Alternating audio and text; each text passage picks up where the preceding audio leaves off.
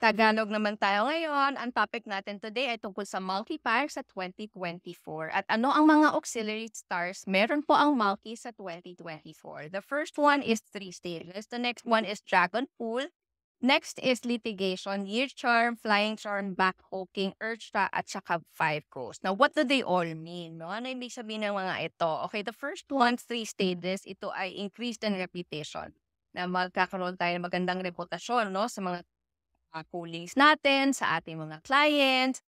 Pwede rin ito ay kung kayo po ay empleyado, this can also indicate promotion. No? Mag-promote tayo sa higher position. At dahil po ito, no, para nagdagdagan ko po yung additional information, dahil po ito sa mga tao around you. So pagka nagkataon po tayo na promote, dahil po inendorso tayo ng ibang tao, please be grateful. Pakita natin yung gratefulness sa kanilang pagtulong no sa pag-usad natin sa career. So make sure that you don't forget them. Huwag natin silang kalimutan sa mga tulong that they actually give you. Next naman is dragon pool. Maganda po itong extraordinary stars. Mas makakapag-enjoy po tayo no sa buhay nang wala pong masyadong worries, lalong-lalo na kung ang monkey po natin ay nasa month pillar. Ibig sabihin po, less ang worries pagdating sa finances. Maganda yan. Pero bago po tayo umusad sa ating rest of the auxiliary stars, gusto ko po kaya anyayahin sa aking first ever live event sa January 27, 2024. Ito po ay tungkol all sa energy po ng 2024. Ano po pwede natin gamitin, palakasin, no? O kaya maximize rather. Ano yung double down ng mga activities na pwede natin gawin o kaya naman mga iiwasan, protektahan, no? Para mas maging thriving year o mabuhay ang maging taon natin sa 2024. Tapang mabuhay yung term na yun. O kaya mas masaya, no? Mas prosperous, okay? Na taon ng 2024. Kumbaga chill lang basically ang 2024 kasi marami po tayo na-prepare sa ating 2024. Ang nakukuha po natin sa ating live event are mga handouts, mga free calendars, tapos meron pa kayong mga monthly flying stars para alam niyo po paano sila gamitin, no? So basically, matututo din kayo kung paano gamitin ngayon yung Apache chart, basahin yung mga monthly stars kasi pa i-discuss po natin ano yung mga elements, ano ibig sabihin ng mga ito, no, pag dumaan po sa inyong month. Pag gusto niyo pong malaman further information, please click link in the caption box, no? And I actually hope that you register. Ayan, going back to our main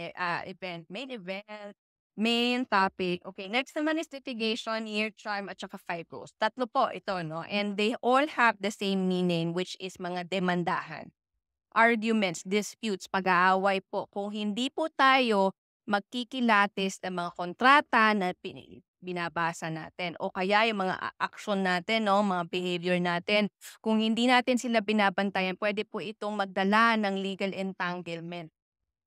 Okay?